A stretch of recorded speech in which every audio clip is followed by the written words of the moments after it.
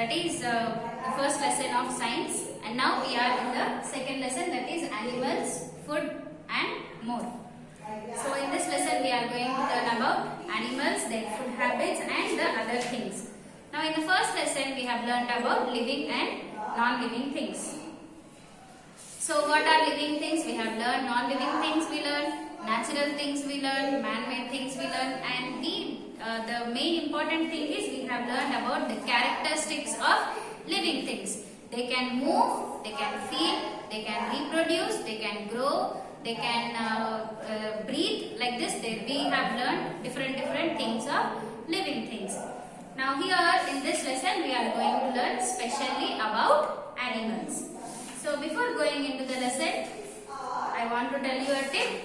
Everybody should wash their hand every 2 hours. For at least 2 to 3 hours you have to wash your hand. Eat healthy food and homemade food. Okay? Now going into the lesson, please open your textbook and be ready with your pencil. The things required are your textbook and pencil. So page number 204. Open page 204. So, in this lesson we are going to learn about characteristics of animals and about locomotion we are going to learn. So, what is locomotion? Locomotion in the previous lesson we have learned. The ability of living things to move from one place to other place. If the living things are able to move from one place to other place, we call it as locomotion. So most of the animals, human beings, they can move, but plants they cannot move, isn't it? So locomotion is possible only for animals and human beings. Now here in this lesson, so this is your second lesson. In this we are going to learn about describe the characteristics of animals. That is the characteristics of animals we are going to learn in this lesson. State the relationship between animals and plants. So not only the characteristics of animals, we are also going to learn about the relationship between plants and animals. In the previous lesson also I told you, like oxygen and carbon dioxide. So animals are going to give out carbon dioxide, plants breathe carbon dioxide and they give out oxygen. Now this oxygen again animals are going to breathe. So let us see what are the other related items also regarding to this animals and plants. Now if you go to that, warm-up box is there for you. So here is a beautiful picture to you, and in that picture there are so many animals and plants. Now there is a question, list the names of at least 5 animals shown in the picture. So here is the picture for you, there are many animals and birds. Now you have to identify and write which animals are there. Yes, the first one is zebra. So whatever I am identifying, I am writing here. Now if you want to write it on your own, you can write it. Then is lion.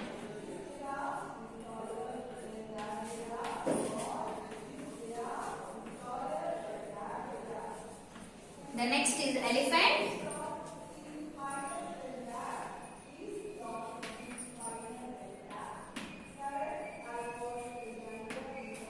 Then giraffe. Then the last one, birds.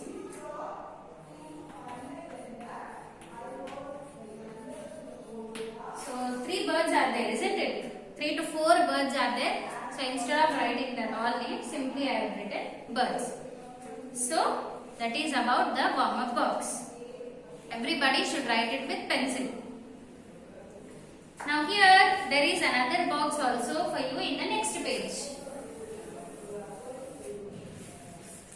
List the animals of any 5 domestic animals that you have seen before. Also list their eating habits. So here there is a box to you. You have to write the domestic animals' names. So what are domestic animals? The animals which are useful to us. Okay, a few animals which are very useful to us. So like example, cow. So you have to write 5 examples, isn't it? First one is cow. Then the next one is buffalo.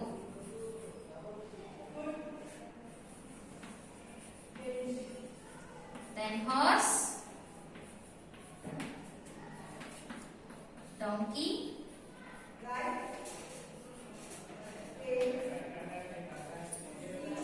sheep. So here I have listed 5 domestic animals. So these animals are very useful to us, isn't it? Now, a cow. So what does cow eat? Eating habits of cow. So what does a cow eat? It eats grass. Then what does buffalo eat? Buffalo also eats grass. In the same way, horse also eats grass.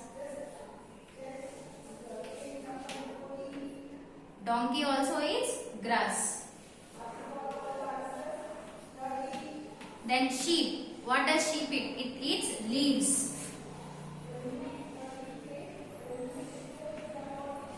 So here most of the animals, they are dependent on grass. And sheep, it eats grass as well as even leaves of the plant. So in the previous chapter, we learned about the common features of plants and animals. That is the characteristics of plants and animals we have learned in the previous lesson. So here we are mainly going to learn about the various characteristics of animals in brief and also their dependence on plants. So here we are going to learn the characteristics of animals in detail about each and everything and how they are dependent on plants also we are going to learn in this lesson. Now here are the characteristics of animals. So you all have written this, isn't it?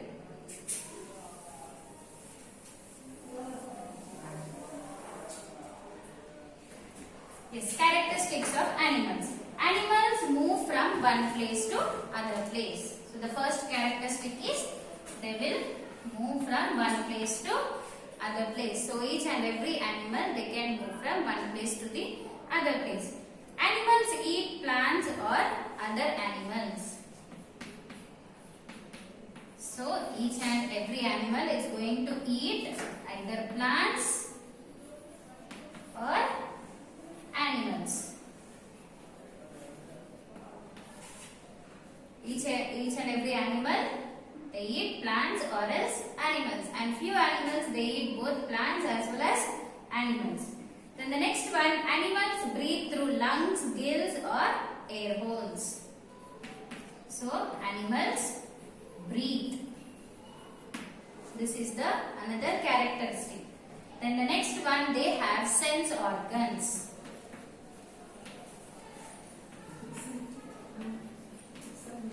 It's nothing but they have feelings. The next one, animals reproduce by laying eggs or giving birth to young ones. So here animals are going to reproduce. And the last one is animals and plants are dependent on each other.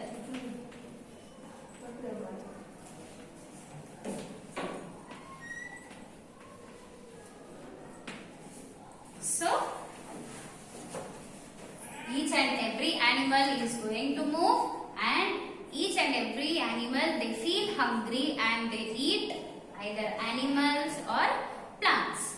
And animals are going to breathe. So, few animals, they have lungs to breathe. Few animals, they have air holes to breathe. Few animals, they breathe through gills. In the last lesson, we have learned all these things. Then animals, they have sense organs. So animals are going to have sense organs. If you prick it with any thorn or something, immediately it's going to run away, isn't it? They feel pain. And animals are going to reproduce. So what is reproduce? Reproduce is nothing but producing its own kind. Okay, a dog giving birth to a puppy.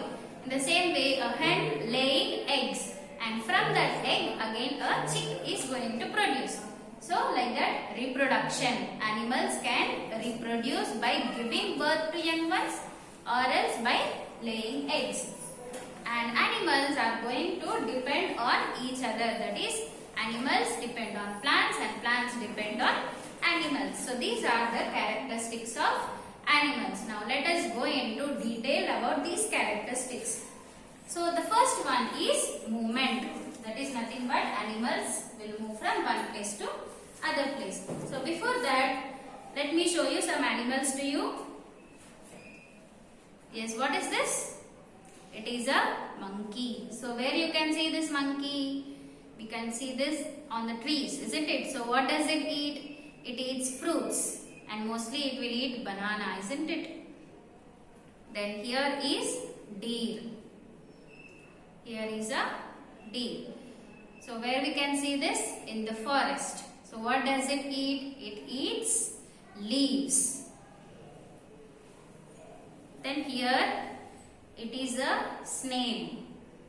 Okay, it breathes through its skin. It doesn't have nose. It's going to breathe through its skin. So about this we are going to learn in detail later. Then here is a tiger. So this lives in forest and it eats flesh of other animals. So about all these animals we will learn in detail. The characteristics are they can move, they can eat, breathe, they have sense organs, that is they can feel, and they can reproduce, and animals and plants are dependent on each other. Now the first characteristic is movement. That is animals can move from one place to other place. And in the previous lesson I told you, if the animals or any living thing, if it moves from one place to other place, if it is able to move from one place to other place, that we call it as locomotion, isn't it? In the previous class I told you. Now animals move from place to place. Dogs, cats, frogs, snakes, fish, dinosaurs and humans are examples of animals. So here there are different examples of animals. So among that, human beings, dogs, cats, horse, fishes, all these things they come under animals. So as animals cannot make their food, they need to move from one place to another to obtain food and water. So plants can make their food. This you have studied in previous lesson. But whereas animals, human beings cannot make their food inside our body. So you have to move from one place to other place in search of food, isn't it? Now animals also move from one place to another in search of shelter and protection from harm. So animals also move from one place to other place in search of food and for shelter to protect themselves from enemies. They are going to move from one place to other place. Now turn the page. Locomotion. Locomotion is a defining feature of animals through which they get from one place to next. So most of the animals use their legs to move. As I already told you, locomotion is nothing but the ability of any living thing moving from one place to the other place is called as locomotion. So most of the animals, they move on their legs. Now here monkey is there, it has legs, it will move on its legs. And here a deer is there, so it also moves on its legs. And here there is a tiger, it moves on its legs. Then what about snail? Does it have legs? No. So it's going to use its body only to move. So here there are 4 pictures to you. So the first one is human beings. Human beings use their legs to move. So here the first picture is human beings. So human beings are going to use their legs to move. An elephant uses its legs to move. And in animals also, elephant they have given as an example. So it has 4 legs, isn't it? So with that 4 legs it's going to move. Then butterfly uses its wings and legs to move. And here is a butterfly. It has beautiful wings, isn't it? So with the help of that wings it's going to fly. And whenever it wants to land on a flower or any object, it uses its legs. Then next is peacock. So peacock uses its legs to walk and run. So here this animal also can fly. This peacock is a bird. It can also fly. But as it has a very heavy body, it cannot fly very high. So most of the time you can see this bird walking and running. And how different animals move. So here there are some examples how different animals are going to move. So there is a box, one side he has given animals and other side he has given how they are going to move. So birds and insects. So how do birds and insects move?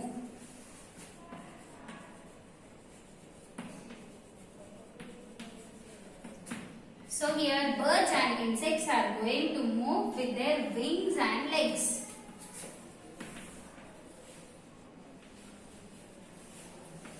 They have wings to fly. Whenever they want to land anywhere, they use their legs. And next comes other animals like horse, tiger, lion and bear. So they move on land with the help of their legs. So humans and animals, they move on their legs. So human beings and animals, they move on their legs. Then fishes. So fishes have fins. So with the help of fins, they are going to swim in the water. So suppose if you see, this is a fish.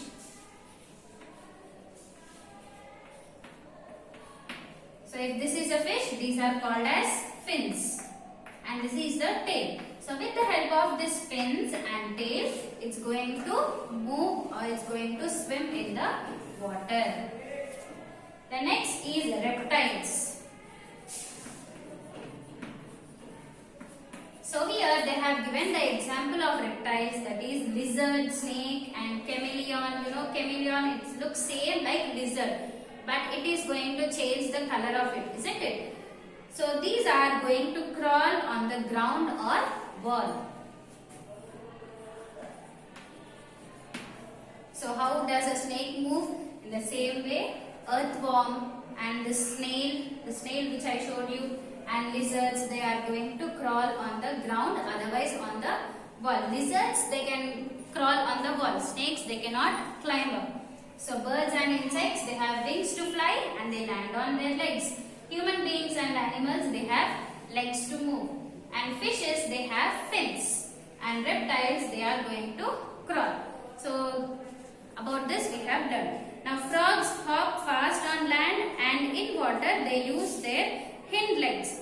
Birds such as duck and swan can move in water with their webbed feet. Now if you look at frog, when it is on land, it's going to hop, that is jumping like this. Like this it's going to jump. But these animals, when they go to water like duck and frog, they have a webbed feet. That means their feet will be very broad and this entire part is covered with skin. So with the help of that flat feet, webbed feet, they are going to swim in the water. So about these we have learned in this class. You have learned about the characteristics of animals, and the first characteristic is nothing but movement, and about that movement we have learned. And locomotion, the ability of any living thing moving from one place to other place is called locomotion. And here are the animals and what they use to move from one place to other places is listed here. And your homework is write the characteristics of animals from page 205.